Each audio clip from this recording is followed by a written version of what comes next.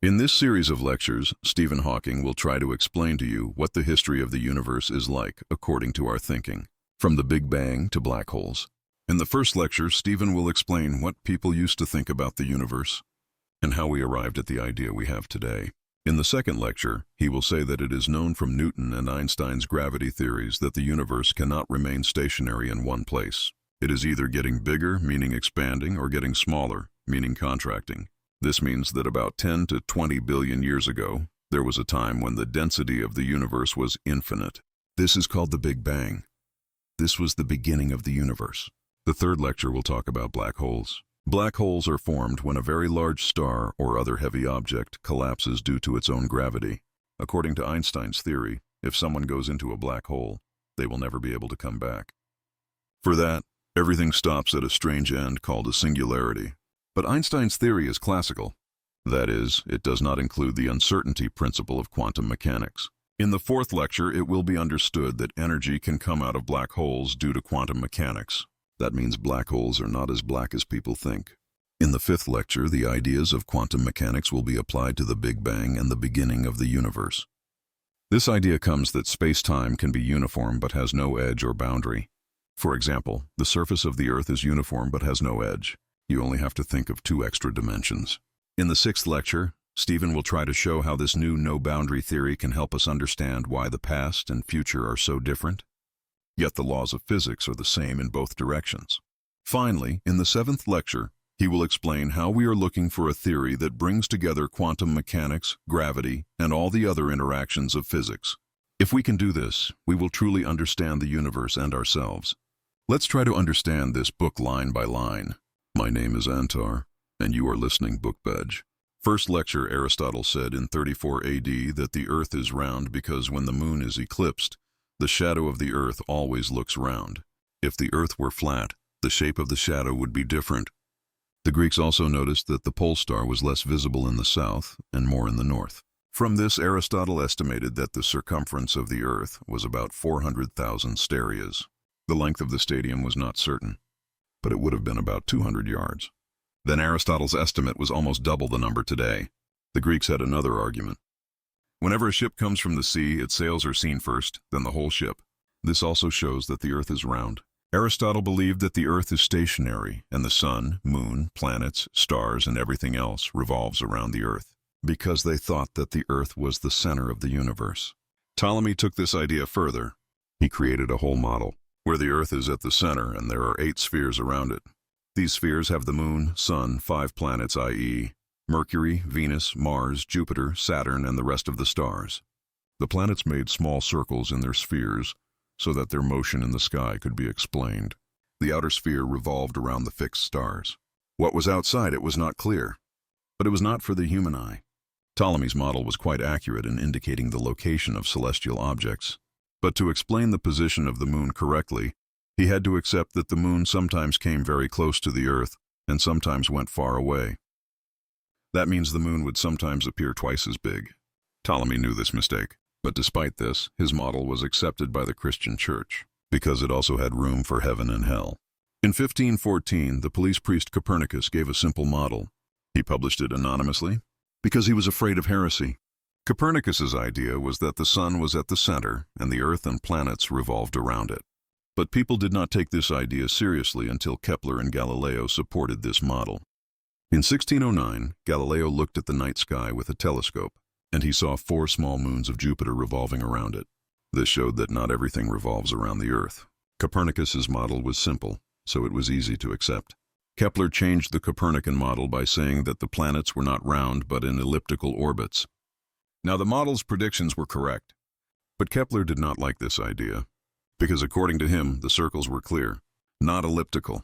In 1687, Newton published his famous book and gave the law of gravity. Newton said that every object attracts every other object. The more mass, the greater the gravity. This force is why things fall down. This is the force that makes the moon revolve around the Earth, and the Earth revolve around the sun. Newton said that if there were a finite number of stars in the universe, they would all fall down together. But if there were an infinite number of stars, then every point could be a center, so everything could remain still. But today we know that an infinitely stable universe is not possible. Earlier, people believed that the universe was always the same. It did not change or end. People thought that the universe would always be the same, even if we get old or even if you die. Some people thought that gravity could be changed to make the gravity of distant stars repulsive. But this idea was not right either. If the stars were closer together, the force of attraction would be greater, and they would all start to fall towards each other. If they were further apart, the force of repulsion would push them further apart. Another problem was the German philosopher All said that if the universe were infinite, then if you looked in all directions you would see some star. This means that the night sky should also be as bright as the day. Some people said that dust in the middle blocked the light.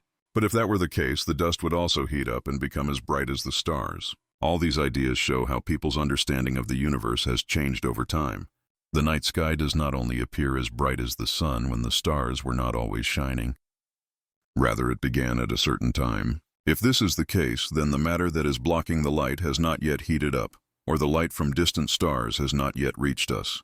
Now the question arises, how did the stars start moving in the first place? The beginning of the universe has been discussed for a long time. For a long time, it was believed in Jewish, Christian, and Muslim thought that the universe began at a certain time not too long ago. There was an argument that some first cause was needed. Only then could the universe exist. St. Augustine said in his book, The City of God, that human civilization is advancing, and we humans remember who did what, or who developed what techniques. So humans and probably the universe cannot be very old. Otherwise, we would have developed much more by now. St. Augustine, according to the book of Genesis, placed the beginning of the universe around 5000 BC. This date is the end of the last ice age. That is, a little before 10,000 BC, when real civilization began. Aristotle and other Greek philosophers did not like the idea of creation, because it involved too much of God. They believed that man and the world had existed forever and would exist forever. They answered the argument for progress by saying that sometimes there would be a great flood or catastrophe that would cause everything to start over.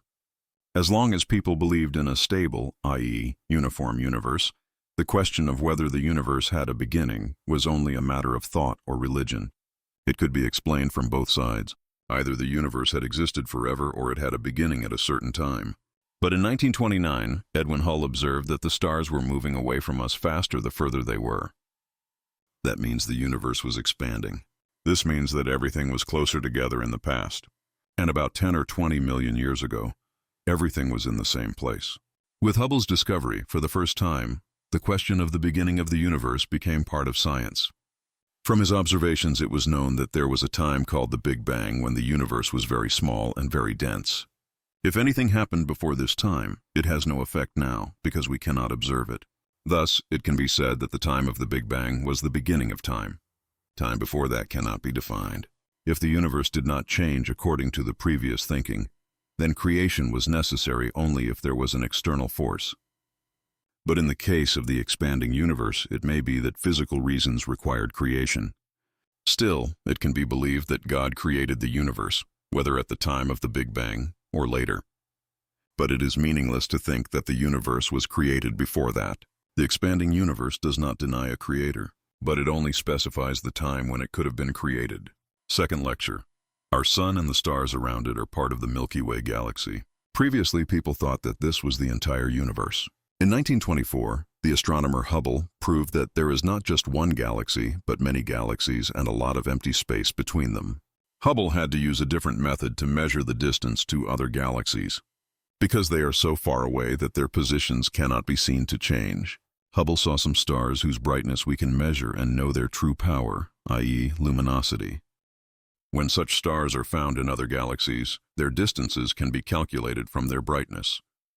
In this way, Hubble calculated the distances to 9 galaxies. Today we know that our galaxy is one of 1 trillion galaxies. And each galaxy also contains about 1 trillion stars.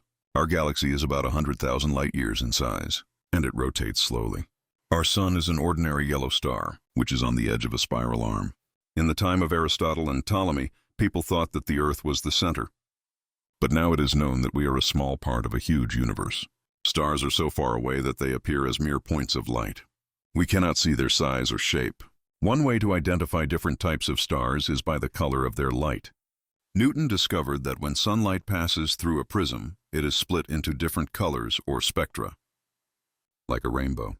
By looking at the spectrum of light from a star or galaxy through a telescope, we can determine the temperature of the star. Each chemical element absorbs light in a specific way. So by looking at the missing colors, we can also determine the composition of the star's atmosphere. In the 1920s, when scientists looked at the spectra of other galaxies, all the colors shifted towards the red. That means the light of those galaxies became red. This red shift is because the galaxies are moving away from us. Like when a car moves away, its sound becomes thinner. This is the Doppler effect. The police also use this effect to measure the speed of the car. Hubble measured the distance and spectrum of the galaxies. People thought that some galaxies would also be found blue shifted. That means they were coming closer. But all the galaxies that were red shifted were all moving away. And the farther away the galaxy was, the faster it was moving away. This means that the universe is not static. It is getting bigger, expanding. And the distance between the galaxies is increasing. The expansion of the universe was the biggest scientific discovery in the world. Earlier, people thought that the universe was the same. This idea could also be found from Newton's theory that the universe would either contract or expand. But people accepted the static universe. Einstein also added a new thing to his theory to make a static universe possible, called the cosmological constant. This was an anti-gravity force that kept the universe stable. But the Russian physicist Friedman took Einstein's theory and showed that the universe could not be static. Friedman made two simple assumptions. The universe looks the same in every direction, and this seems correct from anywhere. Combining these assumptions with Einstein's theory, Friedman in 1922 hypothesized that the universe could not be static but would continue to expand or contract. Hubble later proved that the universe is expanding. This assumption that the universe is the same everywhere is not 100% correct in real life. For example, our galaxy stars look like a band in the Milky Way, but when we look at distant galaxies, the number of galaxies in all directions seems to be almost the same. That means on a large scale, this assumption is quite correct. In 1965, Arnapengius and Robert Wilson were building a microwave detector for satellite communications at Bell Labs. They noticed that the detector was receiving the same amount of extra noise from all directions. At first, they thought the machine was malfunctioning or bird droppings, but it wasn't. The noise was the same day and night, year after year, no matter what the angle of the detector. So the signal wasn't coming from Earth, the solar system, or the galaxy, but from outside the universe. The radiation that was being detected, the microwave signal, came to us from the entire universe. Since the signal was the same everywhere, it meant that the universe was the same everywhere, at least on a large scale. Now we know that no matter where we look, this noise changes by only a factor of 10,000. So Pengius and Wilson proved Friedman's first guess to be absolutely correct, even if it was wrong. At the same time, Bob Dick and Jim Peebles of Princeton University were also interested in microwaves. They took George Gamow's idea that the universe was very hot and dense at first. It was white hot. Dick and Peebles said that we can still see this bright light from the beginning of the universe because light from far away is still reaching us. But the universe is expanding, so this light has now been redshifted so much that it has become microwave radiation. When Penzias and Wilson learned about their work, they realized that the signal they had detected was this ancient light. Penzias and Wilson were awarded the Nobel Prize in 1978 for this discovery, which was somewhat unfortunate for Dick and Peebles. It might seem that when the universe looks the same everywhere, we must be in a special place, in the center. But there is another explanation. Maybe the universe looks the same everywhere from every galaxy. This is also Friedman's second hypothesis. There is no scientific evidence for or against this hypothesis. We just think that maybe it is because it seems that there should be no special reason for our location. In Friedman's model, all galaxies are moving away from each other. Like when a balloon is inflated, the spots on it move away. For example, as the balloon grows, the distance between the two spots increases. But no spot is the center. The greater the distance, the faster the spots move away. Similarly, the farther away the galaxy, the faster it is moving away from us. This is what Hubble proved. Friedman's model also predicted Hubble's conservation. But despite this, his work was unknown for a long time. Later, Robertson and Walker gave a similar model in 1935 when there was a need to understand the expanding universe after Hubble's discovery. There are 3 types of Friedman's models in total. The first model says that the universe is expanding so slowly that one day gravity will stop the expansion, and everything will contract again. This means that the galaxies will come closer again, and the universe will get smaller again. The second model says that the universe is expanding so fast that gravity can't stop it. It's just going to slow down, but the universe will always be expanding. The third model is in between, where the universe is just expanding so fast that gravity can't stop it. But the expansion rate keeps decreasing, but never goes to zero. The special thing about the first Friedman model is that the universe is not infinite, but it has no boundaries. There are no edges. Gravity is so strong that space itself twists and turns into itself, just like on the surface of the Earth. You walked, it will never reach its limit. It will only return there. But that is just science fiction. Because that is not possible before the universe has contracted. Which Friedman model is true? Will the universe continue to expand, or will it stop and contract one day? To do this, we need to know two things: the current expansion rate and the average density of the universe. If the density is less than the critical value, gravity will not be able to stop the expansion, and the universe will continue to expand. If the density is higher, gravity will stop the expansion and make everything smaller again. The expansion rate can be measured accurately using the Doppler effect. But the actual distances of galaxies depend on some assumptions. From what is known, it seems that the universe is expanding by 5 to 10% every billion years. But what is the average density? We are still confused about this. The mass of the stars we see is only a small fraction of the total mass. But we know that there is a lot more dark matter in galaxies, which is not visible. But gravity suggests that it is there. There is also dark matter in clusters. Even with all this, only 1/10 of the mass needed to stop the expansion is found. There may be other unknown substances that increase the density, but there is no evidence yet. The evidence today seems to suggest that the universe may always be expanding, but it cannot be said for sure. One thing is clear, that even if the universe contracts, it will not happen for the next 10 billion years. Because the universe has been expanding for so many years. By then, humans may have moved out of the solar system or become extinct. Each of Friedman's models has one thing in common. Some time ago, 10 to 20 billion years ago, all galaxies were at zero distance. That time is called the Big Bang, when the density of the universe and the curvature of space-time were infinite. General relativity also says that there was a point from which everything began. Many people don't like the idea that time has a rhythm. Perhaps it gives a sense of God's involvement.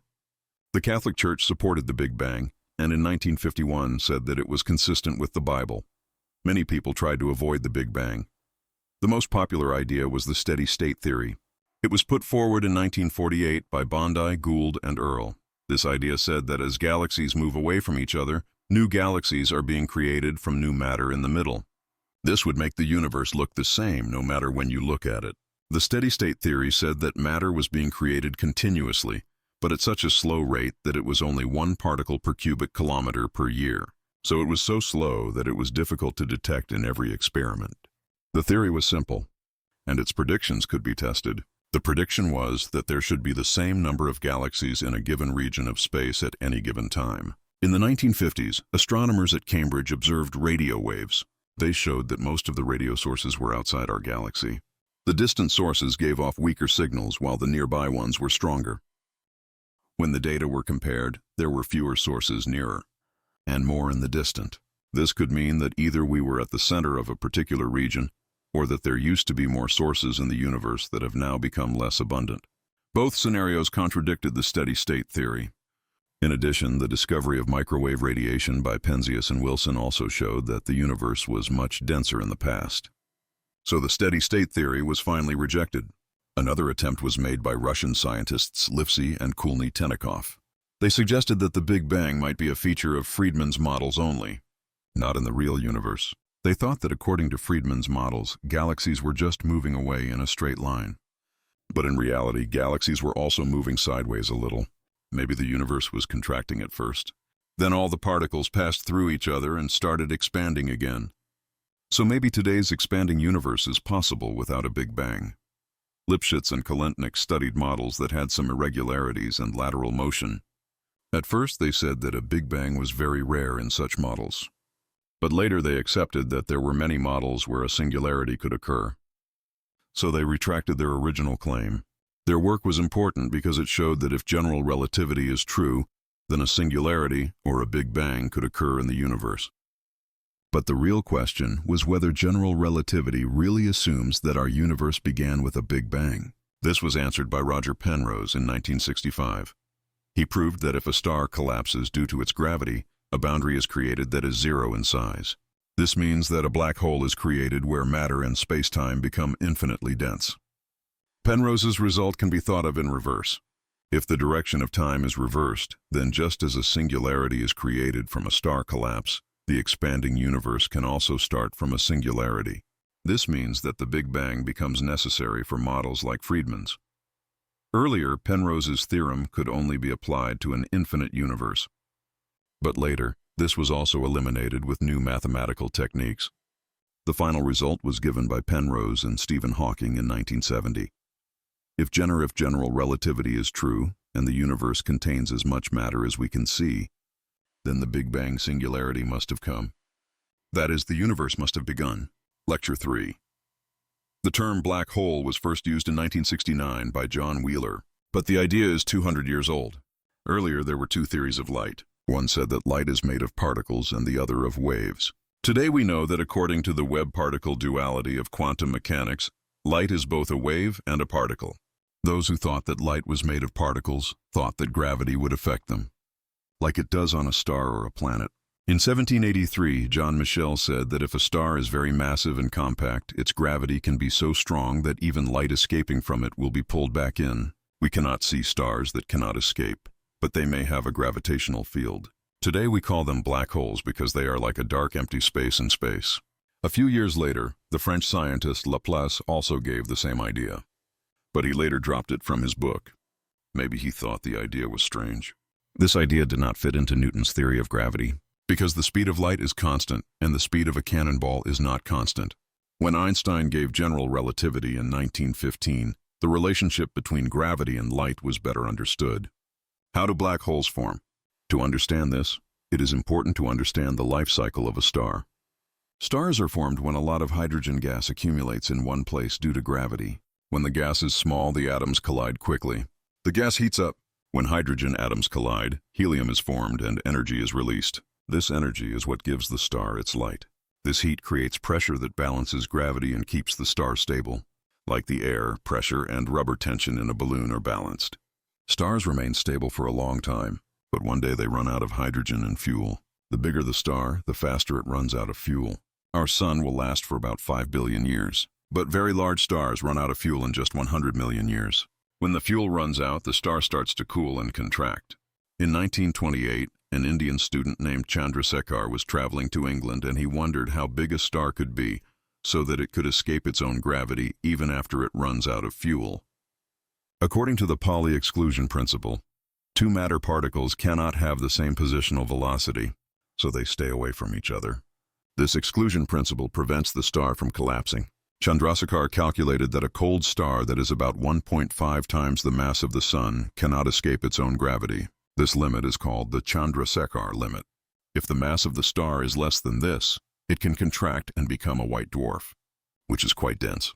If the mass is more, then the exclusion principle also does not work, and the star collapses. In addition to white dwarfs, some stars can become even smaller and become neutral stars, which are even more dense. But the end of the stars whose mass is more than the Chandrasekhar limit is the most different. Sometimes the star explodes and reduces its mass, but this does not always happen. If the mass of a white dwarf or neutral star increases further, will it become infinitely dense? Eddington and Einstein could not accept this. The idea seemed impossible to them. Chandrasekhar gave up on this work, but in 1983 he received the Nobel Prize for his early work.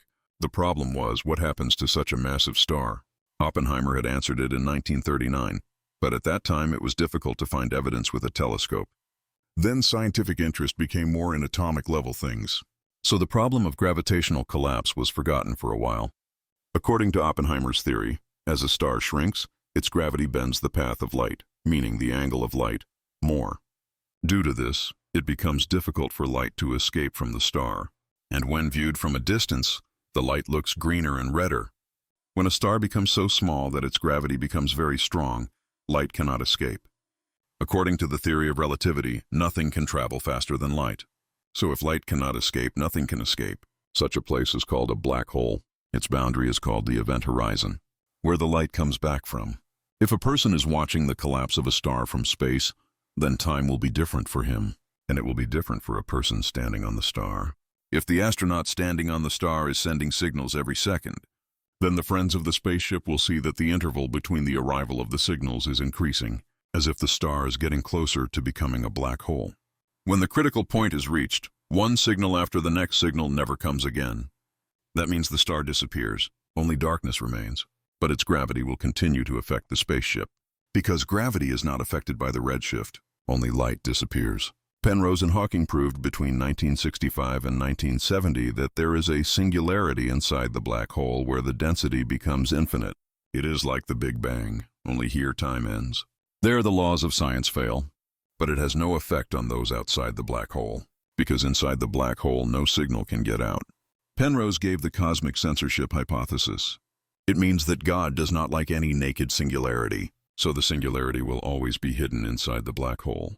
No one from the outside will see it. But if an astronaut goes inside the black hole, then there is no guarantee of his safety.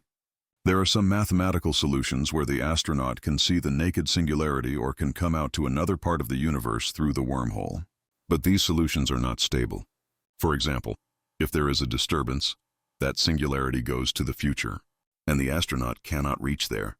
The strong version of cosmic censorship says that the singularity will either be in our past, like the Big Bang, or in the future like a black hole, but will never be naked in the present.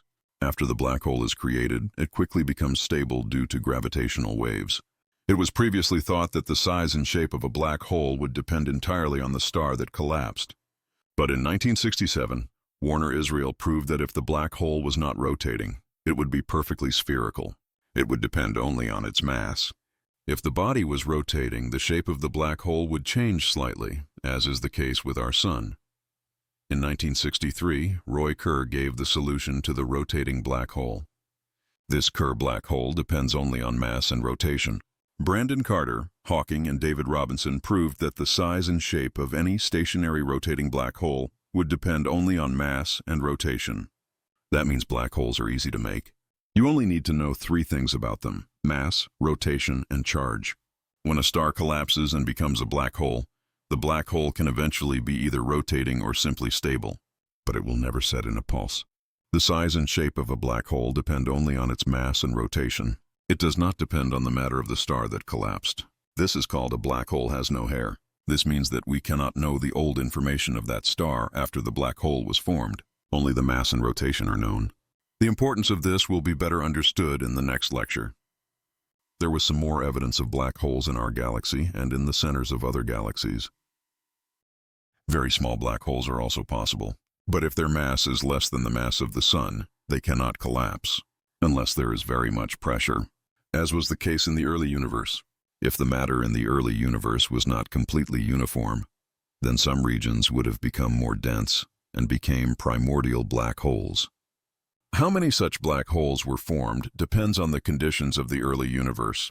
Very massive primordial black holes can be captured by their gravity alone, but small black holes are brighter, so they may be easier to see. So far, there is no clear evidence in this radiation that primordial black holes exist. But if there are, then there cannot be more than 300 per cubic light year in the universe. Maybe there are a little more of them in galaxies. Even if such a black hole is as far away as Pluto, its radiation is difficult to detect, because we need very large gamma-ray detectors, and that too in space, because gamma rays cannot penetrate the atmosphere. If such a small black hole ever explodes, we can easily detect its explosion. But now, during our research, the probability of this explosion is very low. Currently, we can only wait for the gamma-ray signal to prove the existence of primordial black holes. The largest gamma-ray detector for finding primordial black holes is our entire atmosphere. When a high-energy gamma-ray hits the atmosphere, it collides with atoms and creates a pair of electrons and positrons. These pairs then collide with other atoms to form more pairs. This creates a stream of electrons. This process produces a special light called Cherenkov radiation. Gamma-ray bursts can be detected by looking at these flashes in the night sky. But lightning or other natural effects also produce flashes. So if we see flashes in 2 or more different places at the same time, we can definitely understand that it is a gamma-ray burst. Nell Porter and Trevor Weeks installed a telescope in Arizona and did such a search, but they did not find any flashes that still came from old primordial black holes. If primordial black holes are not found, then that search is important, because it gives information about the early universe. If the universe was very chaotic or low pressure at the beginning, that means chaotic and low pressure, then more primordial black holes would be found today. But when we look at the gamma ray background, it seems that maybe the universe was very cool in the beginning. That means it was the same. So there are fewer black holes. Black hole radiation is a hypothesis that depends on both the two biggest theories of science, general relativity and quantum mechanics. When I presented my calculation results at a conference, people didn't believe me at first. Later, all scientists accepted that if general relativity and quantum mechanics were correct, then a black hole would radiate like a hot object. So if a primordial black hole were ever found, it would definitely emit gamma rays and X-rays. Black hole radiation means that gravitational collapse is not as final as previously thought. If a cosmologist falls into a black hole, his energy will return to the universe in the form of radiation. But the cosmologist's personal time will end inside the black hole, and his identity will also change. Only his mass or energy will remain. The approximation I was using works until the mass of the black hole is more than a gram. But as the black hole gets smaller, the approximation does not work. Eventually, the black hole disappears completely, taking both the cosmologist and the singularity with it. This is the first indication that quantum mechanics might be able to make the singularity disappear that is created according to classical general relativity. After 1975, I started working on quantum gravity in a new way, which gives new answers about the origin and end of the universe. According to quantum mechanics, the universe could have had a beginning where there could have been no singularity, and the laws of physics would never be broken. We are now following the laws of physics throughout the universe, only up to the limits of the uncertainty principle. The concept of free will ends here. Lecture 5 I found working with black holes most interesting throughout most of the 1970s. But in 1981, when I was attending a conference on cosmology at the Vatican, the questions about the origin of the universe started to come back to me. The Catholic Church made a big mistake during the time of Galileo, when they imposed their decision on science and said that the sun revolved around the earth. Now, after all these years, the Church thought that it was time to call in experts and consult on cosmology. At the end of the conference, I had the opportunity to meet the Pope. The Pope said that it is okay to study the evolution of the universe after the Big Bang, but do not study the moment of the Big Bang, because that is the moment of creation and only the work of God. I was glad that the Pope did not know that I explained the Big Bang in my talk at the conference. Now, to understand the paper I'm talking about, let me first tell you how the universe began according to the hot Big Bang model. According to the Friedman model, as the universe expands, the temperature of matter and radiation decreases. As the temperature decreases, the energy of the particles also decreases, and they start to combine with each other. At the time of the Big Bang, the sky of the universe was empty, so its temperature was infinite. As the universe expanded, the temperature kept decreasing. 1 second after the Big Bang, the temperature was 10 billion degrees. That means a lot. At that time, the universe mainly consisted of photons, electrons, neutrinos, and their antiparticles, along with a few protons and neutrons. As the temperature continued to drop, the electrons and anti-electrons combined with each other to form photons and were gone.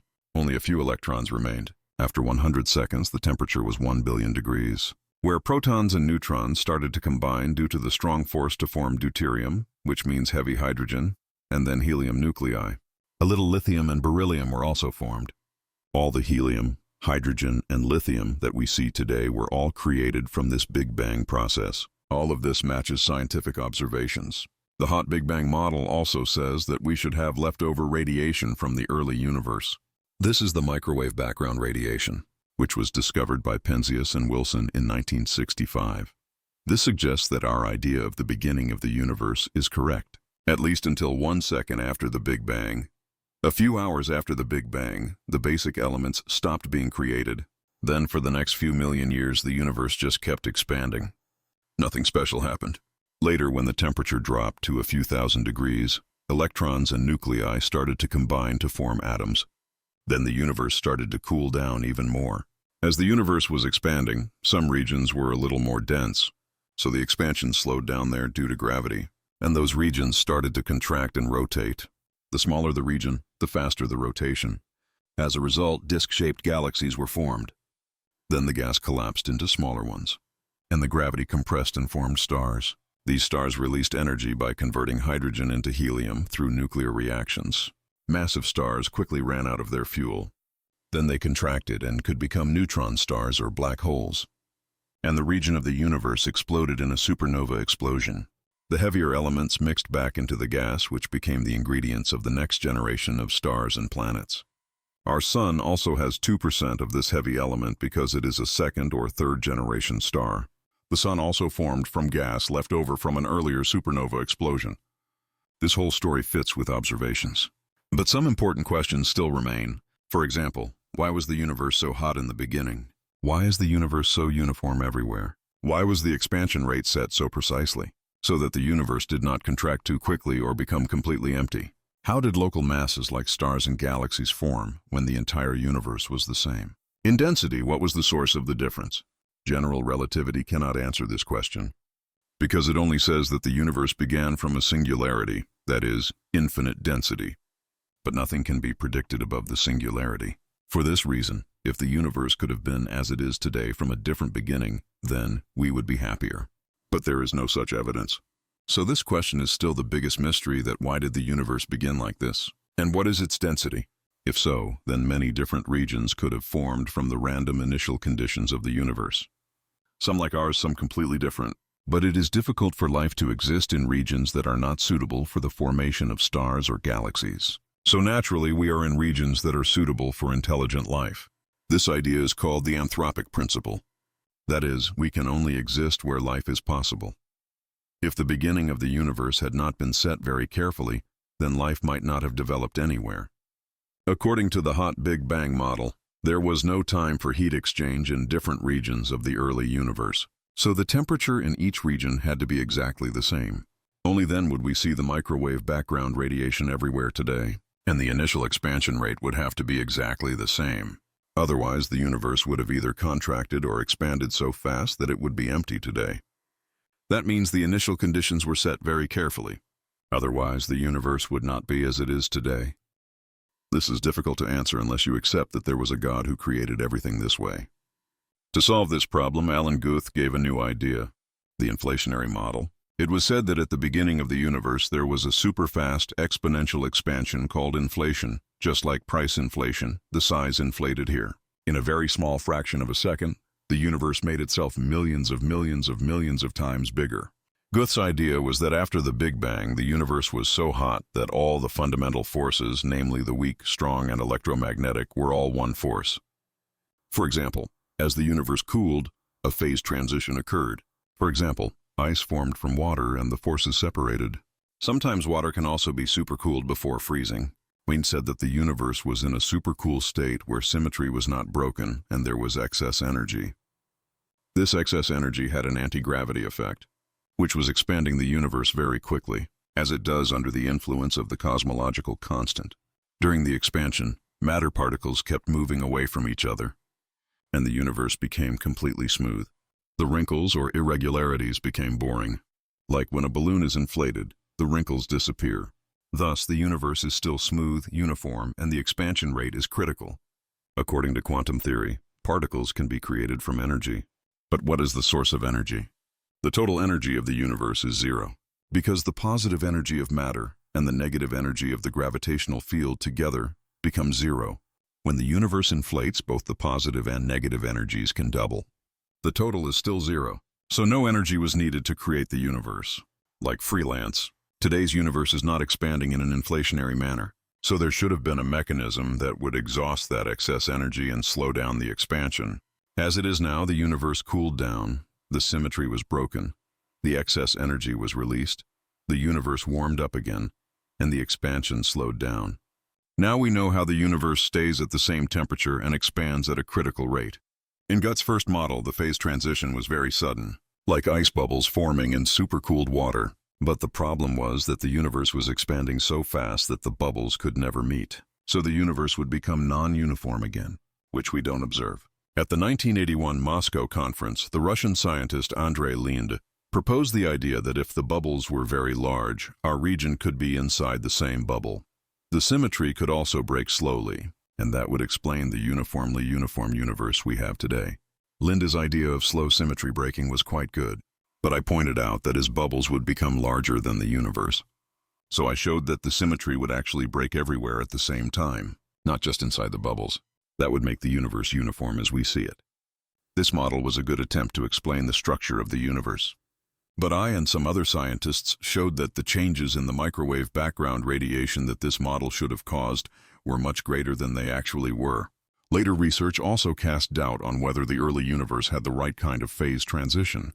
In 1983, Linda came up with a better model called the chaotic inflationary model. It doesn't require phase transitions, and it also explains the changes in the microwave background correctly. The inflationary model also shows that the universe could have formed from many different initial conditions.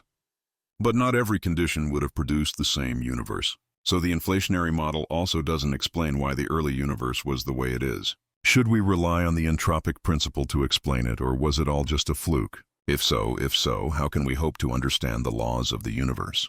To understand the beginning of the universe, we need laws that work at the beginning of time. According to classical general relativity, time begins at a singularity where density and curvature become infinite and all the laws of science fail. Maybe there is a new law, but we have no idea about it, and it is difficult to create laws at such a point.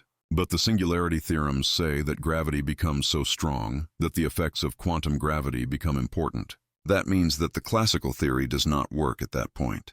With the quantum theory of gravity, we can see that the laws of ordinary science may have been valid at the beginning of the universe, and perhaps there may not be a singularity in quantum theory. To date, we do not have a complete theory of quantum gravity, but some important features are clear. The most important is Feynman's sum over histories and ideas. In this, the particle does not follow just one path from A to B, but every possible path. Each history has a wave shape and phase, and the probability is calculated by adding all possible histories of the wave. When you do this in real time, technical problems arise, so you have to use imaginary time. Although imaginary time sounds strange, it is a mathematically difficult concept. In it, there is no difference between space and time. Everything becomes the same. This is called Euclidean space-time. In this way, space-time can also be near the surface of the Earth, but without any boundary or edge. For example, near the surface of the Earth, but without any edge. That means the universe has no boundary or singularity. Everything is completely smooth. The no-boundary proposition says that the universe has no boundary. It is self-contained. It has no edge, no beginning. There is nothing beyond it. The universe just is. It exists. I first proposed the idea at the Vatican Conference that space and time form a surface that is close but has no boundary.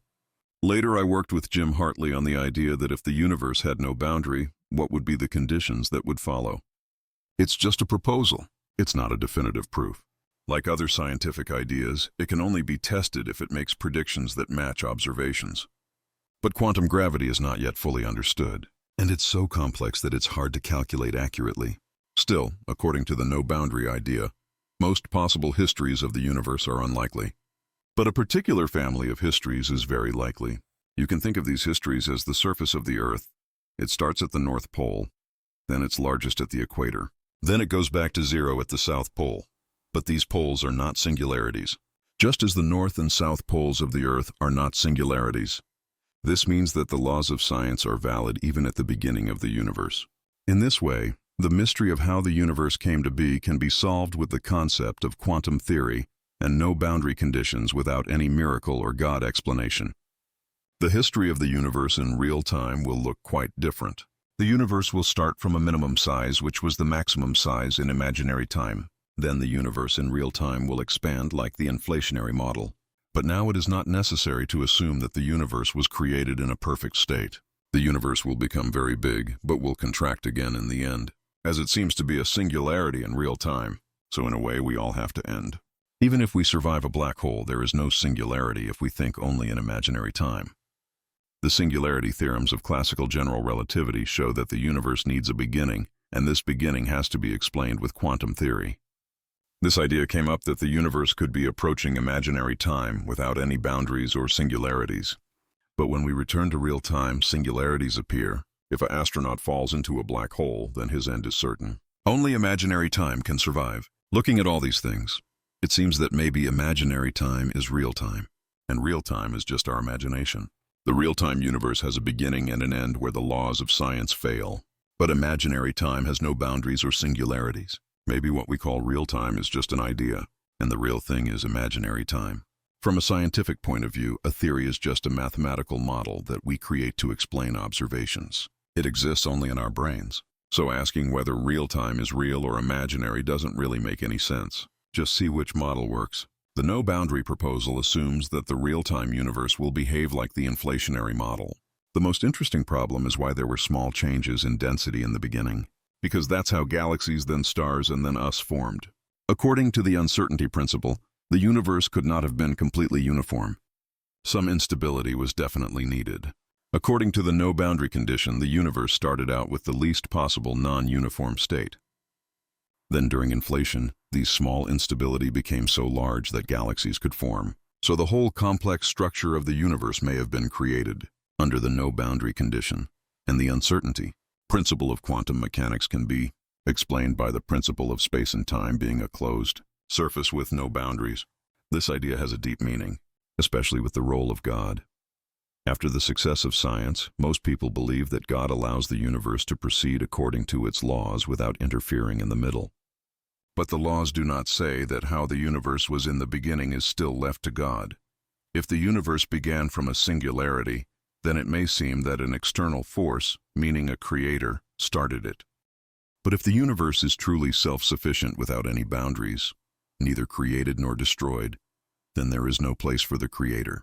The universe just exists on its own. This is the main idea of quantum theory and the no-boundary proposal, which changes the way we think about science, the universe, and creation. Lecture 6. The past is like a different world where everything is different from the future. We can remember the past but not the future. The question is, why does time tend towards equality? Is it related to the expansion of the universe? The laws of science do not show any difference between the past and the future. If there is a person on a planet who is made entirely of antimatter and is a reflection of a mirror, then his world will also run like ours. If you just shake hands with him, both of you will fly away like light. But in real life, there is a clear direction of time, always the forward direction. For example, a glass breaks and falls to the floor. But we never see such a scene where the glass rises from the floor and is put back on the table. To understand this, there are some arrows of time, that is, in which direction time flows. The first is the thermodynamic arrow. It says that chaos or entropy always increases. The second is the psychological arrow. We always remember the past and not the future. The third is the cosmological arrow, where the universe is expanding, not contracting. Usually these arrows are in the same direction. The thermodynamic arrow means that the system goes from an orderly state to a chaotic state. The pieces of the jigsaw puzzle create a perfect picture. But when the box is moved, the pieces scatter. The picture is destroyed. Because there are few ordered states and many chaotic states, everything naturally spreads out. If it is assumed that the end of the universe was in perfect order, then time would run in the opposite direction. The cups would stick together instead of breaking. People living in such a universe would remember time backwards, not forwards. The psychological arrow means that the direction of memory is also where chaos increases. For example, when computer memory is stored, order increases. But in that process, heat is also generated, which increases the chaos of the universe. So our time is always the direction of increasing chaos. Now the question is, why was the universe so orderly at the beginning? Why wasn't everything chaotic from the beginning? Some people say it's God's work, and his will was that the beginning was chaotic. But science may be able to understand its laws. Until now, the laws of science say that the beginning of the universe was a singularity. Every law fails here. It is difficult to guess how the universe began in such a situation. This is the essence of this whole idea. We give time the direction in which chaos increases. And maybe the beginning of the universe was also such that everything went forward, not in the opposite direction. The beginning of the universe could have been completely chaotic and orderly, as we see now. In such a case, the direction of time, i.e. the thermodynamic arrow and the cosmological arrow, would have been completely clear, as we observe. But if the beginning of the universe had been very chaotic and messy, then the direction of time would not have been clear. Either the chaos would have remained the same or time would have been reversed, which does not match reality. Classical general relativity says that the universe began to have a singularity, where everything becomes infinite. But when the curvature of space-time becomes very large, the effect of quantum gravity becomes important. And classical theory does not work. So we need quantum gravity to understand the origin of the universe. In quantum gravity, every possible calculation of the universe is considered. Each calculation has some numbers associated with it that represent the size of the wave and its location. To find the probability of any feature, the waves of all the calculations are added up. But the biggest problem is that we do not know what the boundary conditions were in the past. But if we assume that the universe has no boundary, meaning no boundary conditions, then every possible calculation becomes limited. There are no edges or singularities, like on the surface of the Earth, with only 2 extra dimensions. In this case, the beginning of time would have been a regular smooth point. This means that the universe began its expansion from a very orderly state. It was not possible to be completely uniform. Because according to the uncertainty principle of quantum theory, there should have been some instability. But these instability were as minimal as the uncertainty principle allows. The universe started with an inflationary phase. It expanded very rapidly. At first, the changes in density were small, but they gradually increased. Where the density was a little higher, the expansion slowed down due to gravity. In that region, the galaxies, stars, and beings like us were created. So the universe started out in a very orderly state, and over time it became chaotic. That's why the thermodynamic arrow of time came into existence, from order to chaos. And as mentioned earlier, the psychological arrow is where chaos increases. That is, we experience time as the universe is expanding, not contracting. If tomorrow the universe stops expanding and starts contracting, will time reverse itself? That is, will we see the glass sticking to the table, or will we remember things from the future? In theory, it could happen, but in practice, we won't know the answer until we fall into a black hole or the universe collapses. At first, I thought that when the universe contracts, chaos would start to decrease. But then I realized that it doesn't. No boundary condition means that even in the contraction stage, chaos will continue to increase. The reverse will not happen. It means that time will never reverse, whether the universe is contracting or inside a black hole. And if you are wrong, it is best to admit that you are wrong, as Einstein admitted the biggest mistake of his life.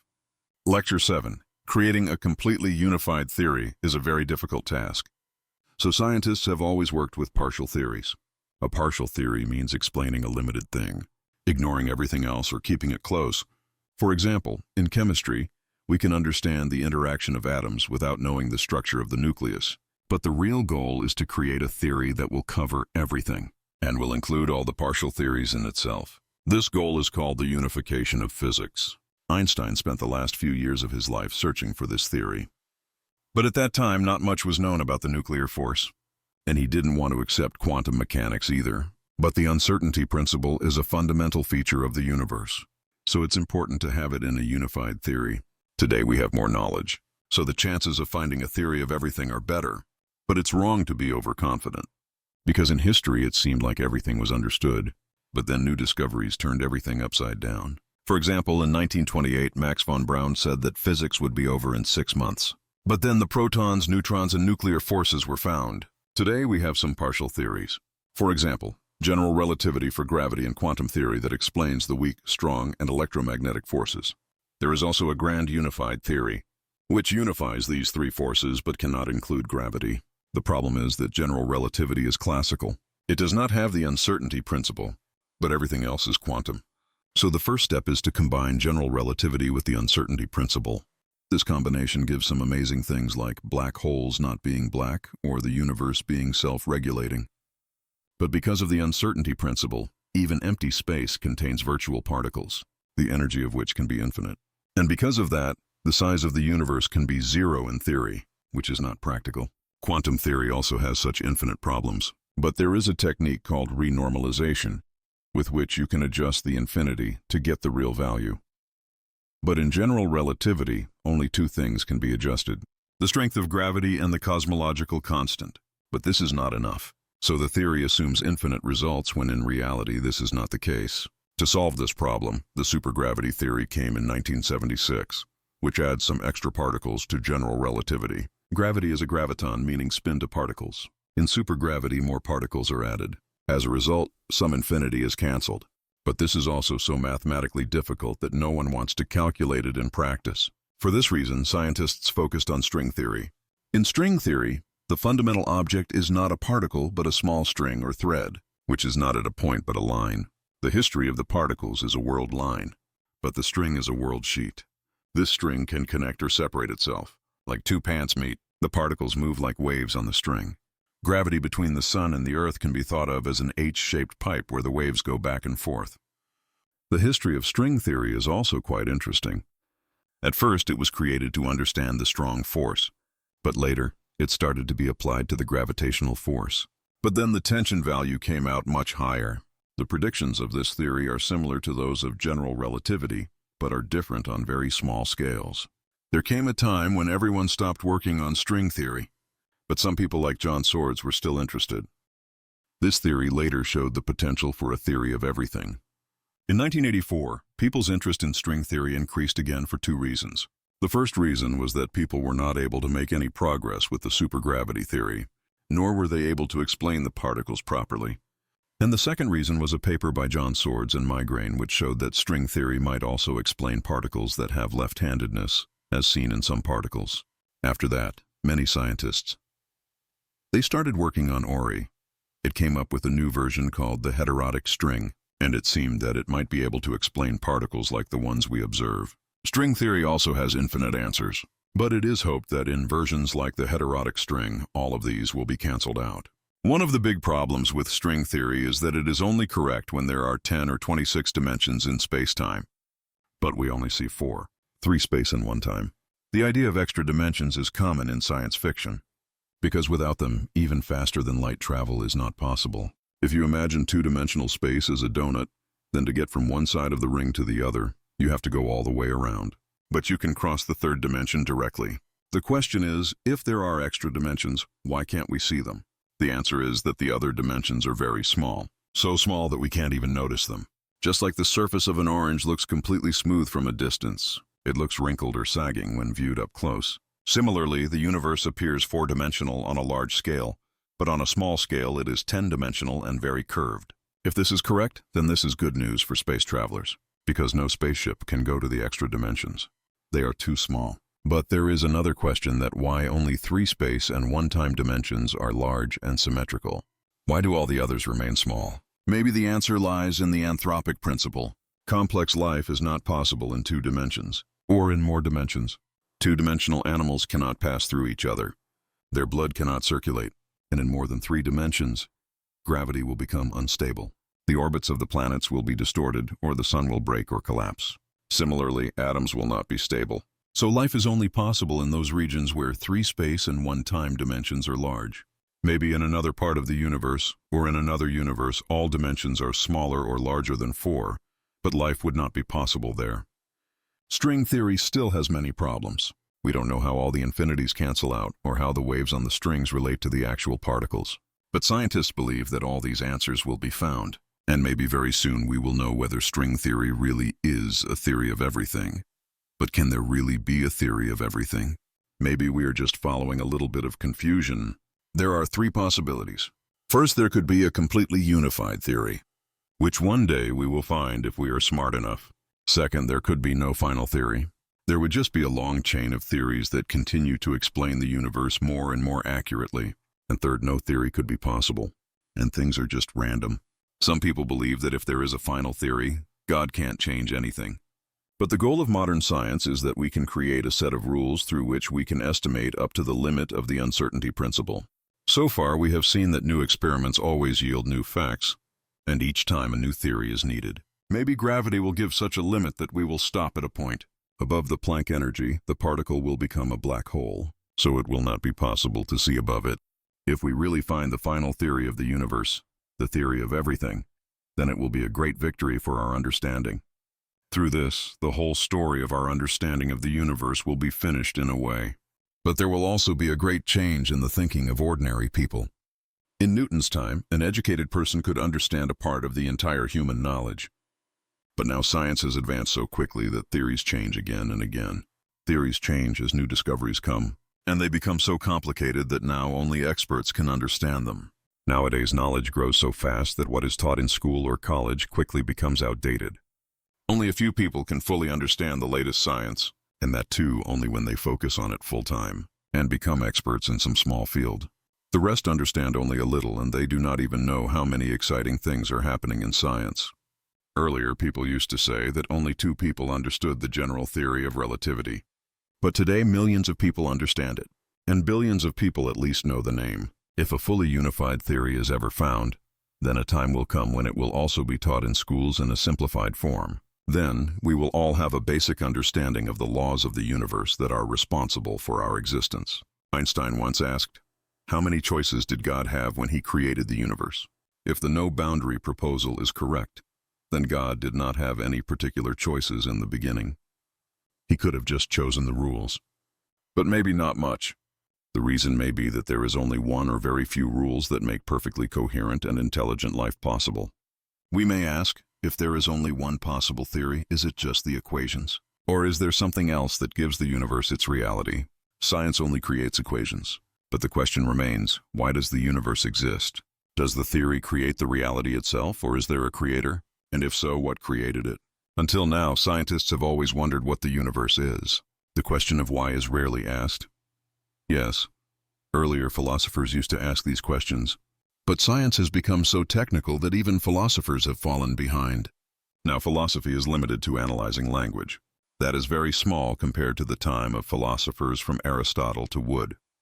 If we ever find a final theory, then a time will come when it will be taught in schools in a simplified form, and we will all have a basic understanding of the laws of the universe. The laws that are responsible for our existence. Einstein once asked, "How many choices did God have when creating the universe?" If the no-boundary proposal is correct, then God did not have any particular choices in the beginning. He could have just chosen the laws. But maybe that is not much. The reason may be that there is only one or very few laws that make perfectly coherent and intelligent life possible. We can ask whether if there is only one possible theory, is it just the equations? Or is there something else that paves the way for the universe? Science just creates equations. But the question remains, why does the universe exist? Does the theory create reality on its own? Or did a creator create it? And if so, who created it? That's all for today. We'll meet again in a new episode with a new book. My name is Antar, and you are listening to Book Buzz. Thank you.